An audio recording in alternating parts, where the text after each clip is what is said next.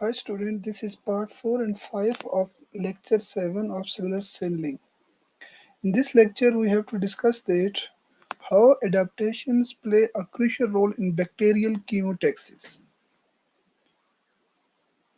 Chemotaxis का जैसे पहले से पता है हम डिस्कस कर चुके हैं कि जो बैक्टीरिया अट्रैक्ट होते हैं मूवमेंट शो करते हैं toward different chemicals that is called as chemotaxis.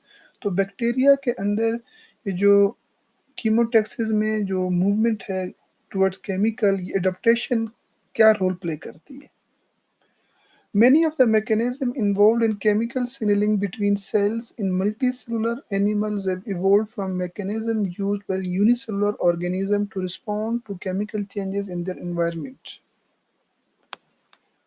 जितने भी मल्टीसेलुलर एनिमल्स हैं उनके अंदर जितने जितने भी डिफरेंट केमिकल सिग्नलिंग मॉलिक्यूल जो अपना रोल प्ले करते हैं अपना सिग्नल ट्रांसड्यूस करने में, इनकी जो एवोल्यूशन हुई है, इनकी जो एवोल्यूशन डिराइव्ड हुई है, that is very similar to unicellular organism. कि जितने भी unicellular organism for example bacteria है वो अपने एनवायरनमेंट के थ्रू रिस्पॉन्ड करता है, तो सेम इसी तरह मल्टी सेलुलर एनिमल्स के अंदर भी इसी तरह यूनिसेलुलर ऑर्गेनिज्म से ही इवोल्यूशन हुई है सिग्नलिंग ट्रांसडक्शन की। In fact, some of the same intracellular mediators such as cyclic nucleotide are used by the both type of organism, चाहे यूनिसेलुलर ऑर्गेनिज्म हो, बैक्टीरिया हो या एनिमल्स हो।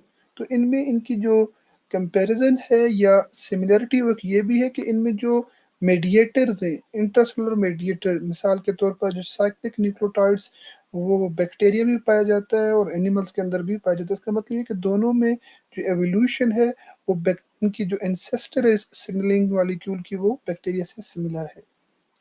Among best studied reactions of unicellular organisms to extracellular signals are chemotactic responses in which cell movement is oriented toward or away from a source of some chemical in the environment. जितने भी best studied reaction है unicellular organism में signalling molecule के लिहाज से, उनमें जो best response है वो कीमोटैक्टिक रिस्पॉन्स है, जिसमें सेल मूव करता है टूवर्ड और अवे फ्रॉम केमिकल, या केमिकल की तरफ या केमिकल से दूर, या दैट इज टूवर्ड और away from the source of some chemical in the environment. जो इस एनवायरनमेंट में जो सोर्स है केमिकल का या उसकी तरफ मूव करेगा या toward away from that chemical. So we will discuss here about the bacterial chemotaxis. That whole mechanism is called as chemotaxis. That how bacteria respond to the chemical in their environment. Now the question is, what is chemotaxis response? Motile bacteria will swim towards higher concentration of nutrients called attractants such as sugar, amino acids, and small peptides. जितने भी motile bacteria, you know motile bacteria are those bacteria which can move, कि जो movement show करते हैं through their flagella या different mechanism के जरिए। तो जितने भी मोटाइल बैक्टीरिया हैं वो स्विम करते हैं toward higher concentration of nutrients, जिन्हें अट्रैक्टेंट्स कहा जाता है, जिनकी कंसंट्रेशन ज़्यादा हो, मिसाल के तौर पर शुगर हो, अमाइनो एसिड्स हो या कुछ पेप्टाइड्स हों, उनकी तरफ जब मूवमेंट करता है। और it may be away from higher concentration of various noxious chemicals called repellents such as phenol। जैसे हाई कंसंट्रेशन ऑफ न्यूट्रिएंट्स की तरफ अट्रैक्ट करते हैं उसको अट्रैक्टेंट्स कहते हैं। सेम इसी तरह अगर बैक्टीरिया जो नॉक्शियस केमिकल्स हैं जिन्हें रिपेलेंट कहा जाता है, मिसाल के तौर पर फिनोल है, तो उनकी हायर कंसंट्रेशन की वजह से उनसे अवे मूवमेंट शो करेगा। This relatively simple but high adaptive chemotactic behavior has been most studied in E. coli and Salmonella typhi। ये मैकेनिज्म ई कोलाई और साल्मोनेला टाइफी में बहुत स्टडी किया गया है।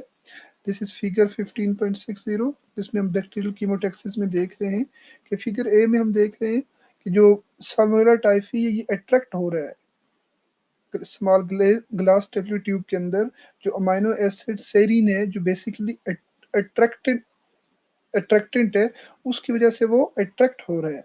जबकि हम फिगर बी में देखते हैं तो फिगर बी में जो कैपिलरी ट्यूब के अंदर जो रिपेलेंट है जिसे फिनोल कहा जाता है वो जब उसकी फिनोल पाया जाता है, तो उसकी वजह से जितने भी बैक्टीरिया वहाँ से रिपेल हो जाते हैं away from the repellent, away from that noxious chemical they can move. So bacteria swims by means of flagella that are completely different from the flagella of eukaryotic cells. हमें पता है कि bacteria swim करता है, movement show करता है, उसके अंदर जो flash like flagella, hook like flash like जो फ्लैजेला प्रेजेंट होते हैं उनके जरिए वो मूवमेंट शो करता है. और बैक्टीरिया का जो फ्लैजेला है वो यूkaryotic सेल के अंदर जो फ्लैजेला होते हैं उनसे टोटली डिफरेंट होता है. The bacterium flagellum consist of helical tube. जो बैक्टीरिया का जो फ्लैजेला है उसमें हेलिकल ट्यूब मौजूद होती है, formed from a single type of protein subunit called flagellin. और वो जो हेलिकल ट्यूब है वो एक स्पेसिफिक प्रोटीन यूनिट से मिलकर बनती है, उसको कहते हैं flagellin. So the bacterial helical tube is formed by protein that is called as flagellin protein. हम बैक्टीरिया का जो फ्लैजेला का स्ट्रक्चर हम देख लेते हैं कि यहाँ पे आपको नजर आ रहा है कि ये राइट टाइप देखें तो ई कोलाई बैक्टीरिया उसकी जो फ्लैजेला है. इस फ्लैजेलम का अगर डिटेल स्ट्रक्चर हम देखें तो इसमें एक हुक लाइक स्ट्रक्चर मौजूद है. ये ठीक है, ये फ्लैजेलल फिलामेंट है, ये हुक लाइक स्ट्रक्चर है.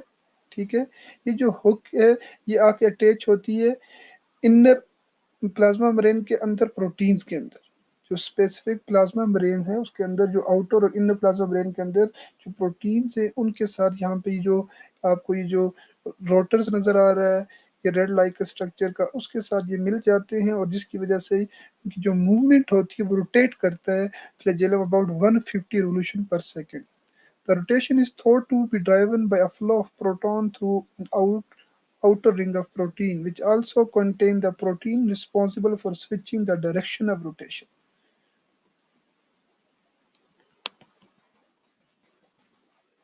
Because flagella on the bacterial surface have intrinsic handiness, different direction of rotation have different effect on movement. हमें पता है कि फ्लैजेला की जो सरफेस है उसके अंदर जो उसकी जो मूवमेंट है डिफरेंट डायरेक्शन में, रोटेशन, डिफरेंट डायरेक्शन की जो रोटेशन है उसकी जो इफेक्ट है वो डिफरेंट होगा. That mechanism is called as handedness. Figure 15.62 में हम देखते हैं कि बैक्टीरिया कैसे मूव करता है. Position of the flagella on E coli during swimming. ये दो फिगर आपको नजर आ रही है, फिगर ए और फिगर बी. फिगर ए में हम देख रहे हैं कि जब फ्लैजेला रोटेट, बैक्टीरिया का ई कोलाई बैक्टीरिया का जो फ्लैजेला रोटेट करता है काउंटर क्लॉकवाइज, नजर आ, जैसे ये काउंटर क्लॉकवाइज रोटेट करता है तो जितने भी इसके जो फ्लैजेला हैं वो सिंगल बंडल के तौर पर इकट्ठे हो जाते हैं, जिसकी वजह से जो बैक्टीरिया है वो जिसका जो फ्लैजेला है वो बैक्टीरिया को प्रोपेल करता है to produce smooth swimming.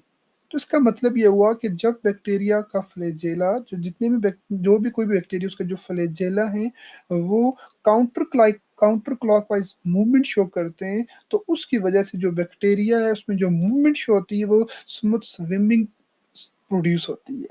On the other hand, instead of counterclockwise, the bacterial when the bacterial flagella rotate clockwise, आपको जैसे फिगर बी में नजर आ रहा है कि जब क्लॉकवाइज रोटेट करते हैं तो instead of swimming they fly apart.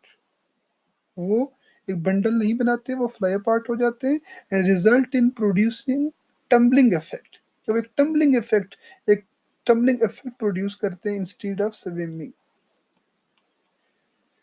Figure 15.63 में हम देखते हैं कि जो बैक्टीरिया है कि वो उसका जो एब्सेंस और प्रेजेंस ऑफ कीमोटैक्टिक सिग्नल्स में वो क्या करता है. फिगर ए में हम देख रहे हैं कि जिस in the absence of chemotactic signal, जब कोई सिग्नल, केमिकल सिग्नल मौजूद नहीं है तो बैक्टीरिया क्या करता है, स्मूथ स्विमिंग शो कर रहा है.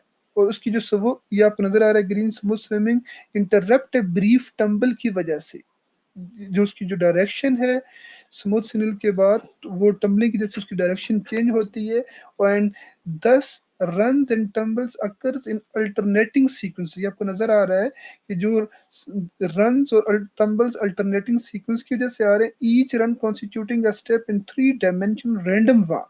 तो इसकी वजह से in the absence of chemotactic signal जो बैक्टीरिया है उसकी जो मूवमेंट है वो शो होती है द 3 डायमेंशनल रैंडम वॉक. हमें एक रैंडम 3 डायमेंशनल रैंडम वॉक में की तरह की नजर आ रही है. But when the present in the presence of chemotactic attractant, figure B में आप देखें तो ये रेड कीमोटैक्टेंट अट्रैक्टेंट है, ये भी दीज आर बेसिकली अट्रैक्टेंट, कि जब बैक्टीरिया को ये अट्रैक्टेंट नजर आते हैं, टम्बलिंग इज पार्शली सप्रेस्ड। यहाँ अगर अगर फिगर ए से हम कंपेयर करें तो फिगर बी में इन द प्रेजेंस ऑफ अट्रैक्टेंट जो टम्बलिंग है ऑलमोस्ट पार्शली वो सप्रेस्ड हो गई है whenever the bacteria happens to be swimming towards higher concentration of the attractant, so that it gradually moves in the direction of the attractant. इसलिए हमें नजर आ रहा है क्लियर कट कि जो बैक्टीरिया है वो ग्रेजुअली मूव करता है toward the attractant, that is a bias random walk. Basic this is a bias random walk. जबकि अगर हम फिगर ए में जब कीमोटैक्टेड सिग्नल एब्सेंट थे तो उसमें अगर हम देखते हैं तो that is three-dimensional random walk. And in the presence of attractant, that is called as biased random walk. So this is about how the bacteria can move in the absence or presence of attractants, chemical attractants or repellent. Now the next is bacterial chemotaxis is mediated by a family of four homologous transmembrane receptors and a phosphorylation relay system। कि जो bacteria की जो chemotaxis है इसको जो mediate करते हैं, इसको जो रेगुलेट करते हैं, वो चार होमोलोगस ट्रांसमेम्ब्रेन रिसेप्टर्स हैं जो उसको रेगुलेट करते हैं, और उसके साथ साथ एक फॉस्फोराइलेशन रिले सिस्टम है जो सारे मूवमेंट को कंट्रोल करता है। The unraveling of the molecular mechanism responsible for bacterial chemotaxis is depended largely on the isolation and analysis of mutants with defective chemotactic behaviour की जो सारी जो मैकेनिज्म है, इसका जो मॉलिक्यूलर मैकेनिज्म है, जो हमें पता चलता है कि जब आइसोलेट किया गया और जो म्यूटेंट्स को उनकी जो डिफेक्टिव बिहेवियर को स्टडी किया गया केमिकल कीमोटेक्टिव बिहेवियर को, तो उससे हमें इसका पता चला। In this way, it has been shown that chemotaxis to a number of chemicals depend on a small family of closely related transmembrane receptor proteins। कि यहाँ से पता चलता है जो कीमोटैक्सिस है जो केमिकल डिपेंड करता है कि स्मॉल फैमिली जो केमिकल्स हैं, जो स्मॉल फैमिली के जो केमिकल्स हैं जो रिलेट करते हैं transmembrane receptor protein that are responsible for transmitting chemotactic signal across the plasma membrane के जो वो जो रिसेप्टर्स हैं जो प्लाज्मा मेम्ब्रेन के टुवर्ड्स सिग्नल को ट्रांसमिट करते हैं। So there are four types of plasma membrane chemotaxis receptor के बैक्टीरिया के अंदर चार तरह के कीमोटैक्सिस रिसेप्टर्स पाए जाते हैं जो केमिकल सिग्नल को रिस्पॉन्ड करते हैं, and each of these signals receptor concern with the response to a small group of chemical. ये चारों के जो रिसेप्टर्स हैं ये स्पेसिफिक केमिकल के ग्रुप को रिस्पॉन्ड करते हैं। फिगर 15.65 और 15.64 में हम देखेंगे। First of all in figure 15.65 यहाँ पे हमें नजर आ रहा है कि there are four different type of chemotactic receptor. अगर हम देखते हैं, अगर आप ये आपको नजर आ रहा है कि दिस इज बेसिकली ये एक सेल है, बैक्टीरियल सेल है जिसकी आउटर मेम्ब्रेन है, this is periplasmic space and this is plasma membrane, और ये साइटोप्लाज्म है। और इस साइटोप्लाज्म के अंदर हम साइटोप्लाज्म में साइटोसोल के अंदर हम देख रहे हैं कि चार डिफरेंट टाइप के रिसेप्टर्स पाए जाते हैं कीमोटैक्सिस रिसेप्टर। ग्रीन कलर में आपको नजर आ रहे हैं टाइप 1, टाइप 2, टाइप 3 और टाइप 4। ये केमिकल अट्रैक्टेंट जो रेड कलर में आपको नजर आ रहे हैं, क्योंकि केमिकल अट्रैक्टेंट बाइंड करते हैं टाइप 1 और टाइप 2 रिसेप्टर को प्लाज्मा मेम्ब्रेन के अंदर। ठीक है, जो ये आपको नजर आ रहा है टाइप 1 और टाइप 2 में जो अमाइनो एसिड्स हैं जो केमिकल अट्रैक्टेंट्स हैं ये बाइंड करते हैं प्लाज्मा मेम्ब्रेन में टाइप 1 और टाइप 2 रिसेप्टर्स को। जबकि टाइप 3 और टाइप 4 रिसेप्टर्स को अगर हम देखें, टाइप 3 में अगर हम देख रहे हैं तो इसका जो अट्रैक्टेंट्स दैट इज शुगर, और टाइप 4 में देखते हैं दैट इज डाइपेप्टाइड्स। तो ये शुगर या डाइपेप्टाइड टाइप 3 और टाइप 4 में बाइंड करते हैं रिसेप्टर के साथ। रिसेप्टर प्लाज्मा मेम्ब्रेन में रिसेप्टर के साथ बाइंड करने से पहले वो बाइंडिंग पेरीप्लाज्मिक स्पेस में जो बाइंडिंग प्रोटीन ये आपको लाइट ग्रीन कलर में नजर आ रही है, सबसे पहले इसके साथ बाइंड करते हैं। ठीक है, टाइप 3 और टाइप 4 जो कीमोटैक्सिस रिसेप्टर्स हैं, इसमें जैसे ही अट्रैक्टेंट, केमिकल अट्रैक्टेंट आता है, वो सबसे पहले पेरिप्लाज्मिक स्पेसेस में जो बाइंडिंग प्रोटीन होती है, उनके साथ बाइंड करता है। जब उनके साथ बाइंड कर जाता है, तो फिर टाइप 3 और टाइप 4 वो जो बाइंडिंग प्रोटीन है, वो फिर बाइंड करती हैं टाइप 3 और टाइप 4 कीमोटैक्सिस रिसेप्टर के साथ। इस तरह जैसे ही केमिकल अट्रैक्टेंट्स बाइंड कर जाता है कीमोटैक्सिस रिसेप्टर के साथ, तो फिर जो इंट्रासेलुलर पाथवे जो एक कैस्केड है वो स्टार्ट हो जाती है। जैसे ही वो इंट्रासेलुलर कैस्केड स्टार्ट हो जाती है, तो the binding of an attractant decreases the activity of chemotaxis receptor. जैसे ही अट्रैक्टेंट बाइंड होता है, बाइंड कर जाता है रिसेप्टर के साथ, तो which decreases the activity of chemotaxis receptor, जिसकी वजह से जो कीमोटैक्सिस रिसेप्टर्स हैं उनकी एक्टिविटी डिक्रीज हो जाती है। Shutting off the intracellular signalling cascade and causing the flagellar motor to continue to rotate counter clockwise. तो वो अपना सिग्नल ट्रांसमिट करता है, और उसकी वजह से जो सिग्नलिंग की वजह से जो फ्लैजुलर, ये आपको ब्राउन कलर में फ्लैजुलर मोटर नजर आ रही है, इस ये रोटेट करती है counter clockwise, thereby suppressing tumbling and causing continuous smooth swimming, जिसकी वजह से सप्रेस करता है, टम्बलिंग को सप्रेस करता है, और जो नॉर्मल जो स्मूथ स्विमिंग है बैक्टीरिया की, वो स्टार्ट हो जाती है। The attractant diffuse into the periplasmic spaces from outside the cell through a large channel in the outer membrane. ये जो अट्रैक्टेंट हैं पेरिप्लाज्मिक स्पेसेस में आउटसाइड से आते हैं लार्ज चैनल आउटर मेम्ब्रेन के थ्रू। तो अगर हम इसको समराइज करते हैं, तो हमें पता चलता है कि बैक्टीरिया के अंदर 4 डिफरेंट टाइप के कीमोटैक्सिस रिसेप्टर्स हैं, टाइप 1, टाइप 2, टाइप 3, टाइप 4। जैसे ही केमिकल अट्रैक्टेंट इनके साथ बाइंड कर जाते हैं, तो जो केमिकल रिसेप्टर्स हैं इनकी एक्टिविटी रिड्यूस हो जाती है, डिक्रीज हो जाती है, जिसकी वजह से वो काउंटर क्लॉकवाइज मूवमेंट शो करता है फ्लैजुलर मोटर, और उस काउंटर क्लॉकवाइज फ्लैजुलर मोटर की वजह से, जो मूवमेंट की वजह से स्विमिंग स्टार्ट होती है, और टम्बलिंग सप्रेस हो जाती है इन the presence of attractants. This is basically 15.64 हम देख रहे हैं कि ये मॉडल है जो homodimeric structure of the aspartate chemotaxis receptor protein.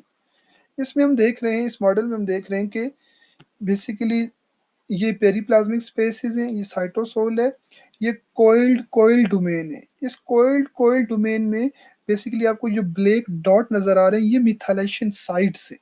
These are black dots में ये क्या है, मिथाइलेशन साइट्स हैं। और ये जो methylation sites in 2 polypeptide chain पे पाई जाती हैं, और जैसे ही the binding of the ligand in the periplasmic space is thought to induce a conformational change in the receptor that is propagated through the membrane by a scissor like movement of the whole molecule.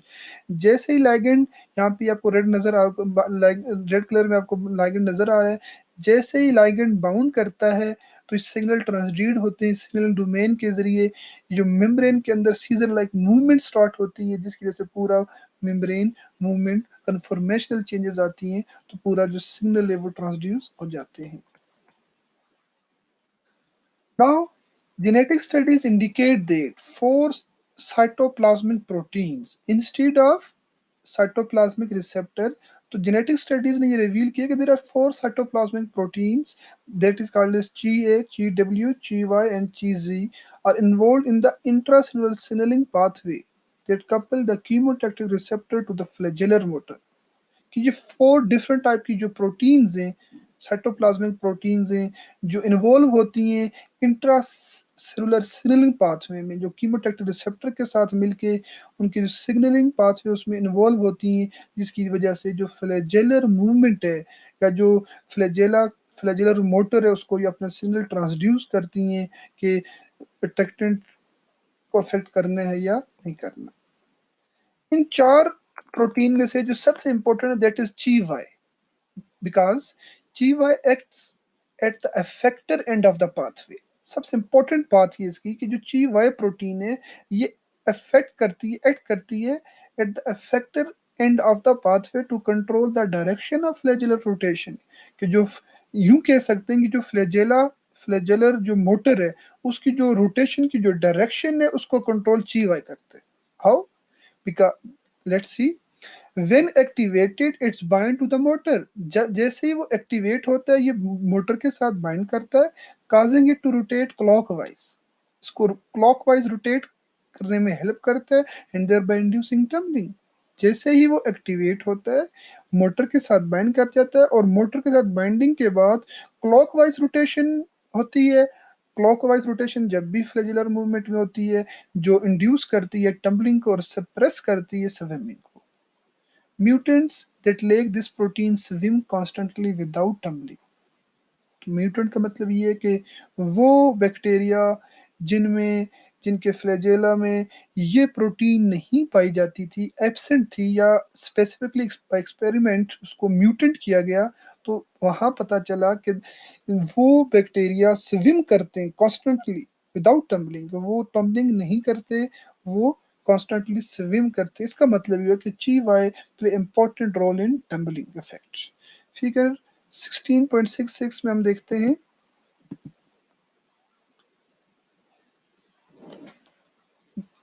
ये इस figure 16.6 में हम पूरा mechanism देखते हैं कि how chemotaxis receptor control the flagellar motor.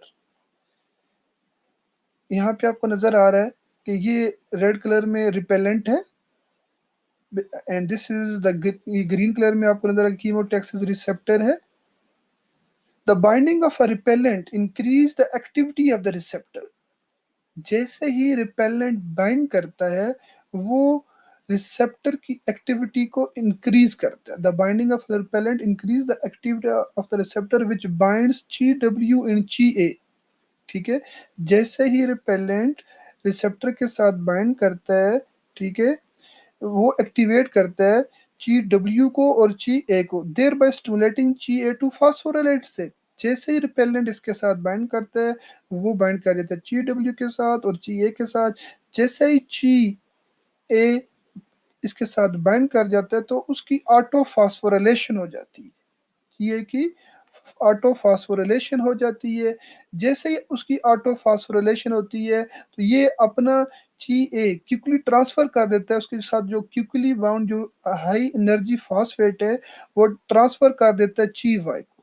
ठीक है, जैसे आपको नजर आ रहा है यहाँ पे कि एटीपी से वो कन्वर्ट हो जाता है एडीपी में, और उसका जो करंटली हाई फॉस्फेट बॉन्ड है, फॉस्फेट आयन है, वो उसको ची वाई को ट्रांसफर कर देता है। जैसे उसको ची वाई को ट्रांसफर कर देता है to generate Gy phosphate which bind to the flagellar motor and cause it to rotate clockwise।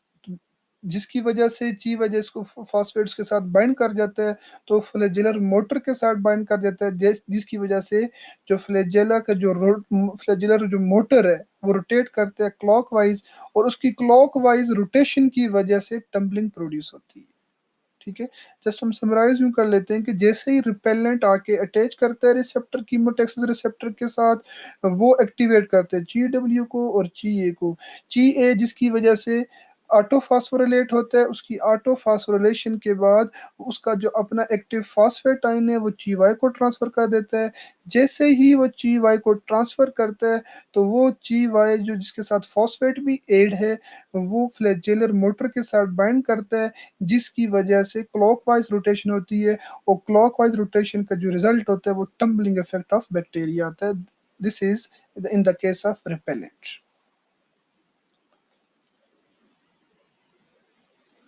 तो बाइंडिंग, अगर इसके ऑपोजिट रिपेलेंट के बजाय हम इसके अट्रैक्टेंट की बात करते हैं तो उसका जो इफेक्ट होगा वो टोटली ऑपोजिट होगा। रिपेलेंट की फॉर्म में रिसेप्टर की एक्टिविटी इंक्रीज हुई थी, जबकि बाइंड अट्रैक्टेंट की फॉर्म में रिसेप्टर की एक्टिविटी क्या होगी, डिक्रीज होगी। It decreases the activity of the receptor and therefore decreases the phosphorylation of G and GY। जैसे ही रिसेप्टर की एक्टिविटी को डिक्रीज करेगा तो ची ए और ची वाई की जो फास्फोराइलेशन है वो भी डिक्रीज होगी, which result in the counter clockwise flagellar rotation, जिसकी वजह से काउंटर क्लॉकवाइज फ्लैजेलर रोटेशन होगी एंड स्मूथ स्विमिंग। और जब काउंटर क्लॉकवाइज फ्लैजेलर रोटेशन होगी तो उसकी वजह से क्या होगा, स्मूथ बैक्टीरिया स्मूथ स्विम करेगा। चीज एक्सेलरेट द डीफॉस्फोराइलेशन, ये आपको नजर आ रहा है कि ऑरेंज कलर में जो चीज ही, इसका मतलब ये कि चीज ही क्या करता है, एक्सेलरेट द डीफॉस्फोरिलेशन ऑफ ची वाई फॉस्फेट। ये ची वाई जो फॉस्फेट है, इसकी में से डी एक्सेलरेट करता है उसकी डीफॉस्फोरिलेशन को, उसमें से फॉस्फेट आयन रिमूव हो जाता है, देर बाय इनएक्टिवेटेड इट। तो इसका मतलब ये कि वो ची वाई को चीज ही इनएक्टिवेट कर देता है। Each of the phosphorylated intermediate decays in about 10 seconds, enabling the bacterium to respond very quickly to changes in its environment। तो इसका मतलब ये कि अगर हम समराइज यूं करते हैं कि जिसका जो बैक्टीरिया का जो फ्लैजेला है उसकी मैकेनिज्म ये, कि इन द प्रेजेंस ऑफ रिपेलेंट, जब रिपेलेंट अटैच हो जाता है तो रिसेप्टर की एक्टिविटी इंक्रीज हो जाती है, जी ए और जी वाई की फॉस्फोरिलेशन होती है जिसकी वजह से क्लॉकवाइज रोटेशन होती है और टम्बलिंग इफेक्ट आता है। On the other hand, in the presence of attractant, attractant will bind to the receptors, जैसे वो रिसेप्टर के साथ बाउंड करता है और तो ची ए और ची वाई की, ची वाई और ची ए वहां से रिमूव हो जाता है और ची वाई की डीफॉस्फोरिलेशन होती है। डीफॉस्फोरिलेशन में इन्वॉल्व चीज ही होता है और इस तरह जो फ्लैजेलर मोटर है उसकी जो मूवमेंट होती है वो क्लॉकवाइज रोटेशन वो रोटेट करता है जिसकी वजह से स्विमिंग इफेक्ट प्रोड्यूस होता है। So the function of Chiva in bacterial chemotaxis is analogous to the function of race protein in animal cell signaling।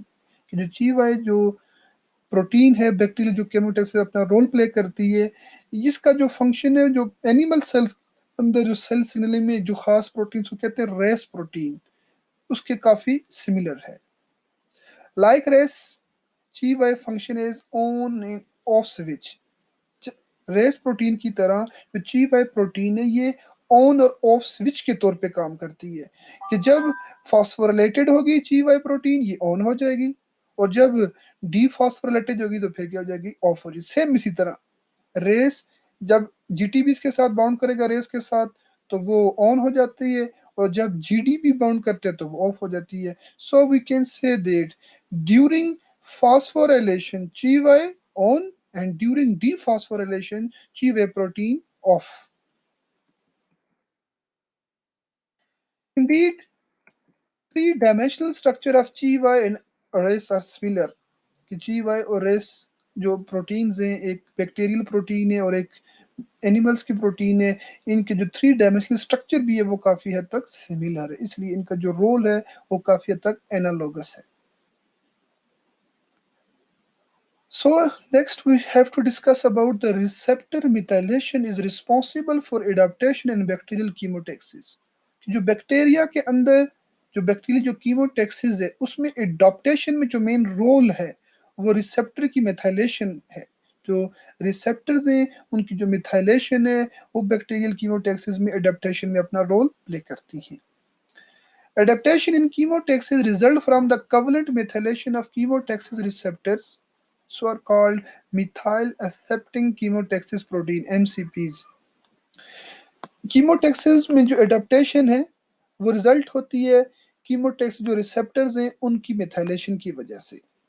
When methylation is blocked by mutation, अगर methylation को block कर दिया जाए by mutation, adaptation is markedly inhibited। ठीक है, तो क्या होगी जो जो एडाप्टेशन होगी वो इनहिबिट हो जाती है, स्टॉप हो जाती है। And exposure of the mutant bacteria to an attractant result in the suppression of tumbling for days instead of for minutes. जिसकी और उसके नतीजे अगर उस म्यूटेंट बैक्टीरिया को एक्सपोज किया जाता है अट्रैक्टेंट से तो उसमें जो टम्बलिंग है वो क्या हो जाएगी, सप्रेस हो जाएगी दिनों के लिए। Binding of a chemoattractant to a chemotaxis receptor therefore has two separable consequences। कि जो कीमो अट्रैक्टेंट हैं वो कीमोटेक्सिस रिसेप्टर से जब बाइंड कर जाते हैं तो उसके दो कॉन्सिक्वेंसेस हो सकते हैं। पहला जो होगा वो क्या होगा, it rapidly decreases the activity of the receptor. ये जो रिसेप्टर की एक्टिविटी है उसको एकदम डिक्रीज कर देगा। अगर इस रिसेप्टर की एक्टिविटी डिक्रीज होगी तो ultimately thereby decreasing the activity of che and che Y protein. Receptor की एक्टिविटी डिक्रीज होगी तो उसका मतलब ये कि ची ए और ची वाई जो प्रोटीन है उसकी भी जो एक्टिविटी है वो भी डिक्रीज होगी। और अगर ची ए और ची वाई की जो प्रोटीन्स हैं उनकी जब एक्टिविटी डिक्रीज होगी तो उसका मतलब ये है कि जो फ्लैजेलर मूवमेंट होगा वो कंटिन्यू करेगा रोटेशन क्लॉक काउंटर क्लॉकवाइज, जिसकी वजह से this result in suppression of tumbling. जब वो काउंटर क्लॉकवाइज रोटेट करेगा तो swimming will proceed instead of tumbling. एक कॉन्सिक्वेंस तो ये हो गया कि जो टम्बलिंग होगी वो सप्रेस हो जाएगी और स्विमिंग कंटिन्यू होगी due to rotation of flagellar motor.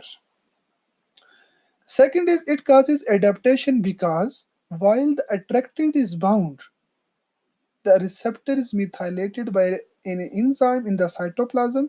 जैसे attractant बाउंड करता है तो receptor is methylated, एक enzyme जो cytoplasm है उसको मिथाइलेट कर देता है, which increases the activity of the receptor of a period of few minutes।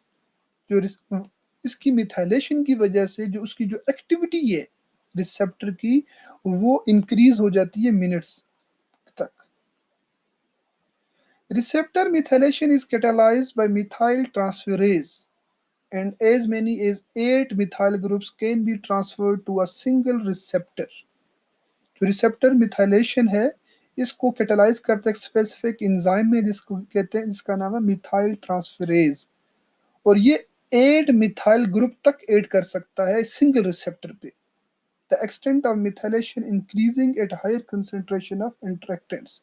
तो जो मिथाइलेशन की जो एक्सटेंट है वो इंक्रीज होता है जितने भी अट्रैक्टेंट की जो कंसंट्रेशन होगी वो ज्यादा होगी। व्हेन अट्रैक्टेंट इज रिमूव्ड, जब अट्रैक्टेंट को रिमूव कर दिया जाता है वहां से रिप्लेस कर दिया जाता है, the receptor is demethylated by demethylating enzyme. जैसे ही अट्रैक्टेंट अगर वहां से रिमूव कर दिया जाए तो जो रिसेप्टर है वो मिथाइलेशन के बजाय डीमिथाइलेटेड हो जाएगा, और उसकी डीमिथाइलेशन में जो एंजाइम रिस्पॉन्सिबल होगा उस एंजाइम को कहते हैं मिथाइल स्टीरेज।